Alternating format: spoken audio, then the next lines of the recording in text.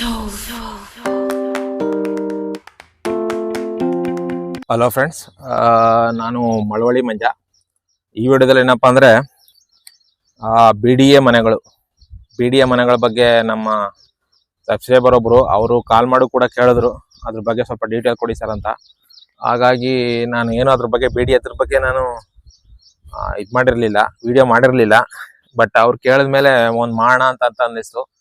ಹಾಗಾಗಿ B D A ಮನೆಗಳ ಬಗ್ಗೆ ಮಾಡ್ತಾ ಇದ್ದೀನಿ. ಬಿ ಡಿ ಎ ಸೈಟ್ಗಳಲ್ಲ, ಬಿ ಡಿ ಎ ಮನೆಗಳು. ಇವು ಯಾವಪ್ಪ ಮನೆಗಳು ಅಂದ್ರೆ, ಇವು B D A Puneeth Rajkumar housing complex ಅಂತ ಇಟ್ಟಿದ್ದಾರೆ ಹೆಸರು. ಬಿ ಡಿ ಎನವರೇ ಕಟ್ತಾ ಇದ್ದಾರೆ. ಎಲ್ಲಿ ಕಟ್ತಾ ಇದ್ದಾರೆ ಅಂದ್ರೆ ಹುನ್ನಿಗೆರೆ ಅಂತ ಬರ್ತದೆ.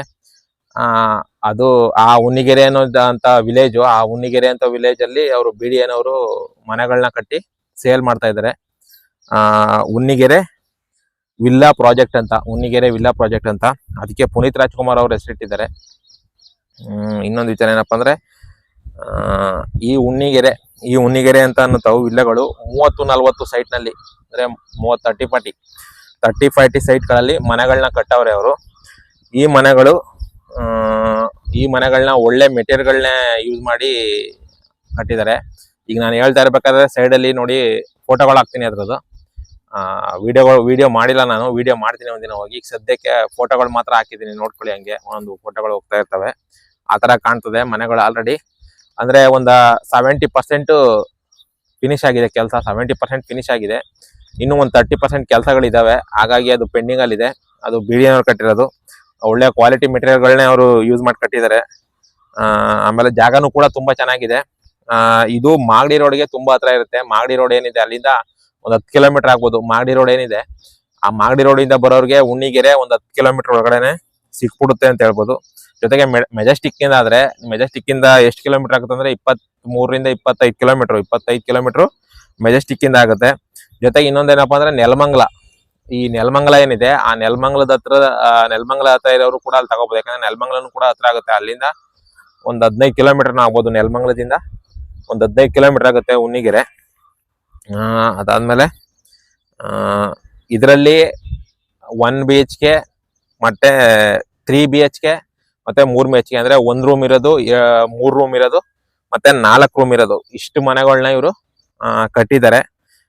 ಅವರು ಹೇಳೋ ಪ್ರಕಾರ ಇದಕ್ಕೆ ಅರ್ಜಿಗಳನ್ನ ಸಲ್ಲಿಸಬಹುದು. ಇದಕ್ಕೆ ಅಂದ್ರೆ ಅಪ್ಲಿಕೇಶನ್ ಹಾಕ್ಬೋದು. ನೀವು ಯಾವ ರೀತಿ ಅಪ್ಲಿಕೇಶನ್ ಹಾಕ್ಬೇಕಂದ್ರೆ, ನೀವು ಆನ್ಲೈನ್ ಮುಖಾಂತರ www.bda.com ಈ ವೆಬ್ಸೈಟ್ಗೆ ಹೋದ್ರೆ ನೀವು ಅಲ್ಲಿ ಬಿ ಡಿ ಎನವ್ರದ್ದು ಅಪ್ಲಿಕೇಶನ್ ಹಾಕೋದು ಹೆಂಗಪ್ಪ ಅಂದ್ರೆ, ಬಿ ಡಿ ಎನವ್ರದ್ದೇ ವೆಬ್ಸೈಟ್ ಇದೆ. ಆ ವೆಬ್ಸೈಟ್ಗೆ ಹೋದ್ರೆ ನೀವು ಡೈರೆಕ್ಟ್ ಆಗಿ ಅಲ್ಲಿ ಅರ್ಜಿಗಳನ್ನ ನೀವು ಸಲ್ಲಿಸಬಹುದು. ಜೊತೆಗೆ ಅಲ್ಲಿ ನಮ್ಗೆ ಆನ್ಲೈನ್ ಅಲ್ಲಿ ಬೇಡ ಅಂತಂದ್ರೆ, ನೀವು ಡೈರೆಕ್ಟ್ ಆಗಿ ಅವ್ರದ್ದು ಆಫೀಸ್ ಇದೆ ಇದ್ರ ಹತ್ರ, ಮೆಜೆಸ್ಟಿಕ್ ಹತ್ರ ಅವ್ರದ್ದು ಬಿ ಡಿ ಎನವ್ರದ್ದು ಮೇನ್ ಆಫೀಸ್ ಇದೆ, ಹೆಡ್ ಆಫೀಸು. ಅಲ್ಲಿಗೆ ಹೋಗಿ ನೀವು ಅಪ್ಲಿಕೇಶನ್ ಕೇಳ್ತು ಅಂದ್ರೆ ಅಲ್ಲಿ ಅಪ್ಲಿಕೇಶನ್ ಕೊಡ್ತಾರೆ. ಅದ್ರ ಮುಖಾಂತರ ನೀವು ಅಪ್ಲಿಕೇಶನ್ಗಳನ್ನ ಹಾಕ್ಬೋದು. ಒಂದು ಆನ್ಲೈನ್ ಮುಖಾಂತರ ಹಾಕ್ಬೋದು, ಇನ್ನೊಂದು ಆಫ್ಲೈನ್ ಮುಖಾಂತರನೂ ಹಾಕ್ಬೋದು. ಎರಡ್ ಕಡೆಯಿಂದನೂ ಹಾಕ್ಬೋದು. ಅಂದ್ರೆ ಅರ್ಜಿನೂ ತಗೊಂಡು ಅಪ್ಲಿಕೇಶನ್ ಹಾಕ್ಬೋದು ನೀವು, ಇಲ್ಲಾಂದ್ರೆ ಆನ್ಲೈನ್ ಮುಖಾಂತರನೂ ಹಾಕ್ಬೋದು. ಹಾಕಾದ್ಮೇಲೆ ನೀವು ಅವರು ಒಂದು ಅಮೌಂಟ್ ಅಂತ ಹೇಳ್ತಾರೆ. ಅಂದ್ರೆ 5 ಲಕ್ಷನೋ 10 ಲಕ್ಷನೋ ಎಷ್ಟೇ ಹೋಗುತ್ತೆ. 10 ಲಕ್ಷ ಇರಲ್ಲ ಅನ್ಸುತ್ತೆ, ಒಂದು 3 ಲಕ್ಷನೋ 5 ಲಕ್ಷನೋ ಇರ್ಬೋದು.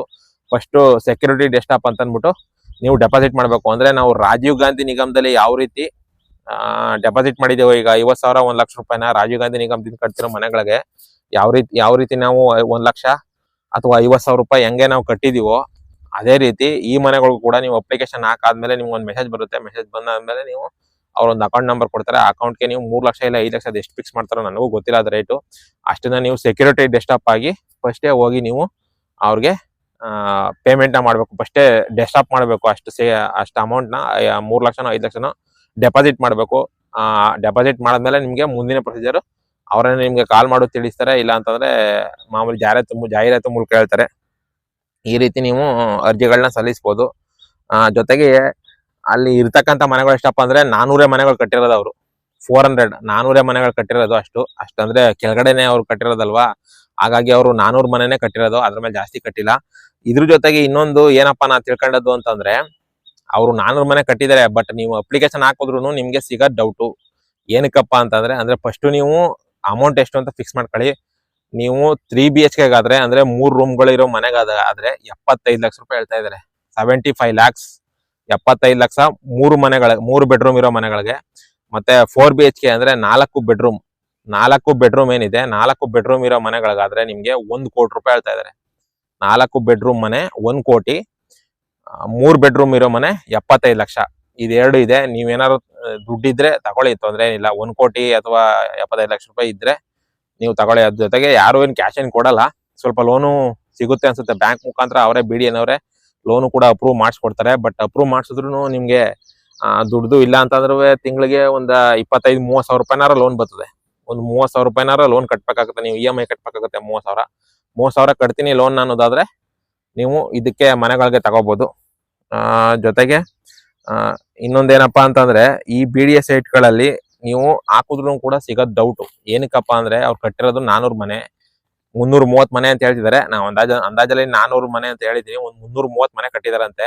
ಆ 330 ಮನೆಯಲ್ಲಿ ನೀವು ಅಪ್ಲಿಕೇಶನ್ ಹಾಕಿದ್ರು ಕೂಡ ನಿಮ್ಗೆ ಸಿಗೋ ಡೌಟ್. ಯಾಕೆ ಅಂದ್ರೆ ಅದರಲ್ಲೂ ಕೂಡ SC ST ಬರ್ತದೆ. ಅಂದ್ರೆ ಕ್ಯಾಸ್ಟ್ ಮೇಲೆ ಡಿವೈಡ್ ಮಾಡ್ತಾನೆ. SC ST ಅವ್ರಿಗೆ ಇಷ್ಟು ಅಂತ ಕೊಡ್ತಾನೆ, ಜೊತೆಗೆ OBC ಅವ್ರಿಗೆ ಇಷ್ಟು ಅಂತ ಕೊಡ್ತಾನೆ, ಮತ್ತೆ ಜನರಲ್ ಕ್ಯಾಟಗರಿ ಅವ್ರಿಗೆ ಇಷ್ಟು ಅಂತ ಕೊಡ್ತಾನೆ, ಮತ್ತೆ ಮಾಜಿ ಸೈನಿಕರಿಗೆ ಇಷ್ಟು ಅಂತ ಕೊಡ್ತಾನೆ, ಮತ್ತೆ MLA ಅಲ್ಲಿ ಆ ಕ್ಷೇತ್ರದ MLA ಏನಿರ್ತಾರೆ ಅವ್ರ ಕೋಟಾ ಇರ್ತದೆ. ಇಷ್ಟೆಲ್ಲಾ ಮುಗಿಸಿ ನಿಮ್ಗೆ ಏನಾದ್ರು ಬಂತು ಅಂದ್ರೆ ನೀವು ಅದೃಷ್ಟ ಇದ್ರೆ ಸಿಕ್ತಂಗೆ. ನೀವು ದುಡ್ಡು ಕೊಟ್ಟು ಕೂಡ ಇಷ್ಟೆಲ್ಲಾನು ಜಾತಿ ಇದ್ರಲ್ಲಿ ವಿಂಗಡಣೆ ಮಾಡಿದಾಗ ಅದ್ರ ಮುಖಾಂತರನು ನಿಮ್ಗೆ ಸಿಕ್ತು ಅಂದ್ರೆ ಸಿಕ್ತಂಗೆ, ಇಲ್ಲ ಅಂತಂದ್ರೆ ಯಾವುದೇ ಕಾರಣಕ್ಕೂ ಸಿಗಲ್ಲ. ಹಾಗಾಗಿ 330 ಮನೆ ಸಿಗೋ ಡೌಟು. ಬಟ್ ಟ್ರೈ ಮಾಡ್ಬೋದು. ಟ್ರೈ ಮಾಡಿ. ಸಿಕ್ಕಿಲ್ಲ ಅಂತಂದ್ರೆ ಏನಿಲ್ಲ, ನೀವು ಏನ್ ಡೆಪಾಸಿಟ್ ಮಾಡಿರ್ತೀರಾ ಅಪ್ಲಿಕೇಶನ್ ಹಾಕಿ ಏನ್ ಡೆಪಾಸಿಟ್ ಮಾಡಿರ್ತೀರಾ ಅದು ವಾಪಸ್ ನಿಮ್ಮ ಅಕೌಂಟ್ಗೆ ಬರ್ತದೆ. ನಿಮ್ಗೆ ಏನಾದ್ರು ಮನೆ ಅಲರ್ಟ್ ಆಗಿಲ್ಲ ಅಂದ್ರೆ ನಿಮ್ಗೆ ಕೊಟ್ಟಿರೋ ಅಮೌಂಟು ಮತ್ತೆ ಅವರು ರಿಟರ್ನ್ ನಿಮ್ಮ ಅಕೌಂಟ್ಗೆ ಹಾಕ್ತಾರೆ. ಅವ್ರೇನ್ ಮಡಿಕೊಳ್ಳಲ್ಲ. ಹಾಗಾಗಿ ಏನ್ ತೊಂದರೆ ಇಲ್ಲ. ಜೊತೆಗೆ ಇನ್ನೊಂದೇನಪ್ಪಾ ಅಂದ್ರೆ, ಇನ್ನೊಂದು ನಾನು ಅಲ್ಲಿ ಗಮನಿಸಿದ್ದು, ಇಷ್ಟು ಜೊತೆಗೆ ಅವರು ಆ 330 ಮನೆ ಏನಿದೆ 3 BHK ಮತ್ತೆ 4 BHK ಮನೆಗಳು, ಅದ್ರ ಜೊತೆಗೆ ಅದ್ರ ಪಕ್ಕಕ್ಕಾದಂಗೆನೆ ಈ ರಾಜೀವ್ ಗಾಂಧಿ ವಸತಿ ನಿಗಮದವರು ಹೆಂಗೆ 1 BHK ಮನೆಗಳು ಕಟ್ಟಿದಾರೋ ಅದೇ ರೀತಿ ಮನೆಗಳನ್ನ ಇವರು ಕೂಡ ಕಟ್ಟಿದ್ದಾರೆ. BDN ಅವರು. ಅಂದ್ರೆ ಅದು ರಾಜೀವ್ ಗಾಂಧಿ ನಿಗಮದವ್ರು ಕಟ್ಟಿರೋದು, ನಾವ್ ಹಾಕಿರೋದು. ಬಟ್ ಈಗ ನಾನು ನೋಡ್ಕೊಂಡ್ ಬಂದಿರೋದು BDN ಅವ್ರು ಕಟ್ಟಿದ್ದಾರೆ 1 BHK ನ. ಇದೇ ತರ 4 ಫ್ಲೋರ್ 4 ಮನೆಗಳಿರಂಗೆ ಅವರು ಕೂಡ ಸೇಮ್ ಅದೇ ತರನೇ ಕಟ್ಟಿದ್ದಾರೆ. ಬಟ್ ಅವರು ಇನ್ನೂ ಒಳ್ಳೆ ಕ್ವಾಲಿಟಿ ಮೆಟೀರಿಯಲ್ ನ ಯೂಸ್ ಮಾಡಿದ್ದಾರೆ. ಇವ್ರಿಗಿಂತ ಇನ್ನೂ ಕ್ವಾಲಿಟಿ ಮೆಟೀರಿಯಲ್ಗಳನ್ನ ಯೂಸ್ ಮಾಡಿ ಕಟ್ಟಿದ್ದಾರೆ. ಬಟ್ ಅವರು 1 BHK ಎಷ್ಟು ಹೇಳ್ತಿದಾರಪ್ಪ ಅಂದ್ರೆ 14 ಲಕ್ಷ ಹೇಳ್ತಾ ಇದಾರೆ. ಅವರು 1 BHKಗೆ 14 ಲಕ್ಷ ರೂಪಾಯಿ ಹೇಳ್ತಾ ಇದಾರೆ BDN ಅವರು. ಅದನ್ನು ರೇಟ್ ಕೇಳಿದೆ ನಾನು ಎಷ್ಟು ಅಂತ. 1 BHKಗೆನೆ ಸೇಮ್ ಇಲ್ಲಿಗೆ ರಾಜೀವ್ ಗಾಂಧಿ ನಿಗಮದಲ್ಲಿ ಏನ್ ಕಟ್ಟಿದ್ದಾರೆ ಅದೇ ರೀತಿ ಅವರು ಕಟ್ಟಿದ್ದಾರೆ. ಅದ್ರ ಮುಂದ್ಗಡೆಗಾದಂಗೆ ಆ ವಿಲ್ಲೆಗಳು ಮುಂದ್ಗಡೆಗಾದಂಗೆ ಇನ್ನೊಂದ್ ಸ್ವಲ್ಪ ಜಾಗ ಇತ್ತು. ಆ ಜಾಗದಲ್ಲಿ ಒಂದಷ್ಟು ಕಟ್ಟಿದ್ದಾರೆ. ಒಂದ 6-7 ಫ್ಲೋರ್ಗಳು ಕಟ್ಟಿದ್ದಾರೆ ಅವ್ರುನು. ಕಟ್ಟಿ ಅದನ್ನು ಕೂಡ 1 BHKನು ತಗೋಬಹುದು. ಅದೆಷ್ಟಪ್ಪ ಅಂದ್ರೆ ಒಂದು ಮನೆಗೆ 14 ಲಕ್ಷ ಹೇಳ್ತಿದ್ದಾರೆ. ಬಟ್ ಅದು 1 BHKನೆ ಬರೀ 14 ಲಕ್ಷ. ಅದೇ 14 ಲಕ್ಷಕ್ಕೆ ನನ್ನ ಪ್ರಕಾರ ಈ ರಾಜೀವ್ ಗಾಂಧಿ ನಿಗಮದಲ್ಲೇ 2 BHKನೆ ಸಿಗ್ತಾ ಇದೆ. ಅದೇ ರಾಜೀವ್ ಗಾಂಧಿ ನಿಗಮದಲ್ಲಿ 2 BHKನೆ ಇವರು 14 ಲಕ್ಷ ಕೊಡ್ತಾ ಇದಾರೆ. ಅದೇ BDN ಅವರು ಅದೇ 14 ಲಕ್ಷಕ್ಕೆ 1 BHK ಕೊಡ್ತಾ ಇದಾರೆ. ಹಾಗಾಗಿ ಯಾವ್ದು ತಗೊಳ್ಳೋದು ಬಿಟ್ರು? ನನ್ನ ಪ್ರಕಾರ ರಾಜೀವ್ ಗಾಂಧಿ ನಿಗಮ ತಗೊಳ್ಳೋದೇ ಬಿಟ್ರು. ಯಾಕಂದ್ರೆ 14 ಲಕ್ಷ ನೀವು ಕೊಡ್ತೀರಿ ಅಂತಂದ್ರೆ 2 BHKನ ತಗೋಬೋದಲ್ಲ ಆರಾಮಾಗಿ ರಾಜೀವ್ ಗಾಂಧಿ ನಿಗಮದಿಂದ.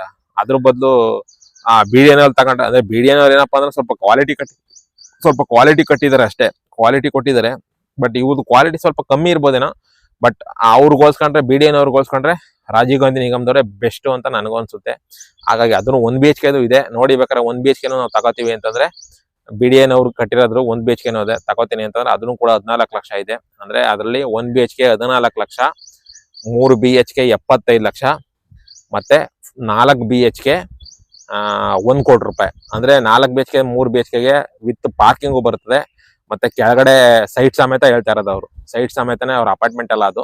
ನಾ ಏನು ವಿಲ್ಲಗಳು ಹೇಳ್ತಾ ಇದ್ದೀನಿ ಅದು ಅಪಾರ್ಟ್ಮೆಂಟ್ ಅಲ್ಲ, ಡೈರೆಕ್ಟ್ ಆಗಿ ಕೆಳಗಡೆ ಮನೆಗಳೇ ಕೊಡ್ತಾ ಇದಾರೆ. ಹಾಗಾಗಿ 1 ಕೋಟಿ ಮತ್ತೆ 75 ಲಕ್ಷ. ಮತ್ತೆ ನೀವು ಅಷ್ಟಾಗಲ್ಲ ನನ್ನ ಕೈಲಿ ಅಂದ್ರೆ 14 ಲಕ್ಷ ರೂಪಾಯಿಗೆ ರಾಜೀವ್ ಗಾಂಧಿ ನಿಗಮದಲ್ಲಿ ಯಾವ ರೀತಿ ಕೊಡ್ತಾ ಇದಾರೋ ಅದೇ ರೀತಿ 1 BHK ಸಿಗುತ್ತೆ. ಅದಕ್ಕೆ 14 ಲಕ್ಷ ಹೇಳ್ತಾ ಇದಾರೆ.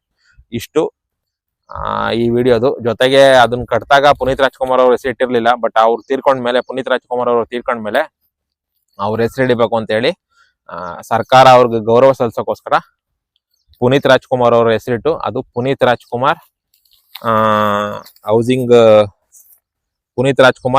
ಕಾಂಪ್ಲೆಕ್ಸ್ ಅಂತ ಮಾಡಿದ್ದಾರೆ. ಪುನೀತ್ ರಾಜ್ಕುಮಾರ್ ಹೌಸಿಂಗ್ ಕಾಂಪ್ಲೆಕ್ಸ್ ಅಂತ ಮಾಡಿದ್ದಾರೆ. BDN ಅವರೇ ಪುನೀತ್ ರಾಜ್ಕುಮಾರ್ ಸರ್ ಹೆಸರ ಆ BDA ವಿಲ್ಲಾಗಳಿಗೆ ಇಟ್ಟಿದ್ದಾರೆ ಅಂತ ಹೇಳ್ಬೋದು. ಇದಿಷ್ಟು ಉಣ್ಣಿಗೆರೆ BDN ಅವ್ರು ಕಟ್ಟಿರೋ ಮನೆಗಳು, BDN ಅವ್ರ ಮನೆ ಕಟ್ಟಿರೋ ಮನೆಗಳು ಉಣ್ಣಿಗೆರೆನಲ್ಲಿ. ಇದ್ರ ಬಗ್ಗೆ ಸ್ವಲ್ಪ ಡೀಟೇಲ್ ಕೊಡಿ ಅಂತ ಹೇಳಿದ್ರು. ನಾನು ಅವ್ರಿಗೆ ಫೋನ್ ಮಾಡಿ ಹೇಳ್ಬೋದಾಗಿತ್ತು, ಬಟ್ ಇರ್ಲಿ ಒಂದು ವಿಡಿಯೋ ಮಾಡಾಕೋಣ ಅಂತ ಅಂದ್ಬಿಟ್ಟು ಹಾಕಿದ್ದೀನಿ. ಹಾಗೇನೆ ನೀವು ನೋಡ್ಕೊಳ್ಳಿ ಮೇಡಮ್. ಇಷ್ಟೇ ಈ ವಿಡಿಯೋದು ಅಂತ ಹೇಳ್ತಾ ಈ ವಿಡಿಯೋ ಮುಗಿಸ್ತಾ ಇದ್ದೀನಿ. ಜೊತೆಗೆ ನನ್ನ ಮಳವಳ್ಳಿ ಮಂಜ ಯೂಟ್ಯೂಬ್ ಚಾನಲ್ ಸಬ್ಸ್ಕ್ರೈಬ್ ಮಾಡ್ಕೊಂಡು ವಿಡಿಯೋಗಳನ್ನ ನೋಡಿ ಅಂತ ಹೇಳ್ತಾ ಈ ವಿಡಿಯೋ ನೋಡಿದ್ದಕ್ಕೆ ತುಂಬಾ ಥ್ಯಾಂಕ್ಸ್.